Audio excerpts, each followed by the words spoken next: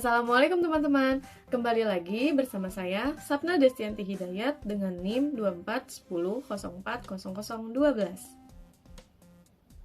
Pada kesempatan kali ini, saya akan membahas mengenai rendahnya toleransi di media sosial.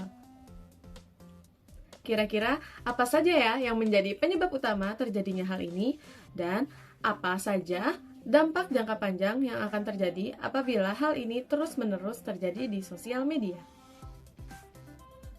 Baiklah, tanpa berlama-lama, mari kita bedah bersama-sama. Di Indonesia, seringkali kita temui interaksi digital yang dipenuhi dengan perdebatan sengit, ujaran kebencian, bahkan konten sensasional yang sengaja dibuat untuk memicu konflik. Mirisnya, banyak dari kita yang lebih tertarik untuk mengeklik konten provokatif daripada konten edukatif, yang membuat polarisasi di platform seperti TikTok dan Instagram semakin parah. Hal ini membuat ruang digital yang seharusnya menjadi tempat berbagi malah penuh dengan ujaran yang melanggar nilai-nilai Pancasila, salah satunya yaitu nilai toleransi.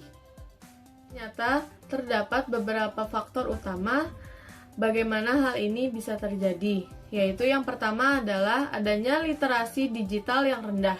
Banyak pengguna media sosial di Indonesia yang memiliki kemampuan literasi yang masih terbatas. Hal ini membuat warganet seringkali sulit memfilter informasi sehingga mereka itu mudah terprovokasi. Lalu yang kedua adalah kejar sensasi dan polarisasi. Di platform digital seperti TikTok dan Instagram seringkali menjadi panggung bagi mereka yang mengejar popularitas sesaat, yaitu seperti membuat konten-konten sensasional. Karena seperti yang kita bahas tadi di awal, banyak sekali warganet yang cenderung lebih menyukai konten kontroversial dibandingkan konten edukatif. Lalu yang ketiga, kurangnya pemahaman agama dan budaya.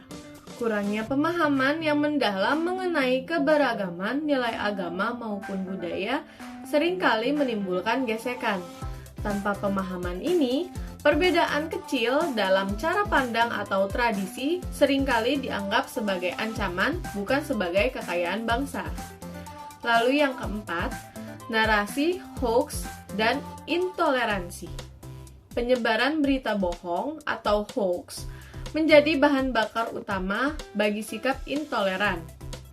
Narasi yang menyesatkan ini sengaja dirancang untuk memicu konflik, kesalahpahaman, dan kebencian antar kelompok. Lalu yang kelima, perilaku berbeda dengan dunia nyata. Ada fenomena di mana seseorang merasa memiliki kebebasan tanpa batas di dunia maya.